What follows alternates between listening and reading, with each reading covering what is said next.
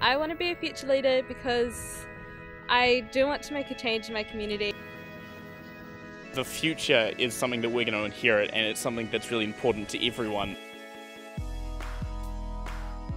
I think a lot of young people feel oppressed, like they don't have so much of a voice. It's been really good, really inspiring to hear the stories, to hear where people have come from.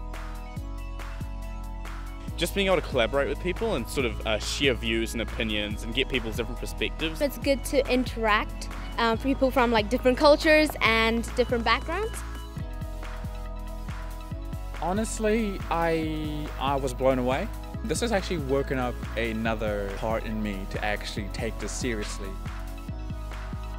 The only way to make change is to be part of the change, and the only way I could do it is by becoming a future leader. Oh, this has been amazing. This is probably the best opportunity I could have ever taken. Now it's whether or not I can use the skills and the learning that I've learned here and get it up and going in my own community.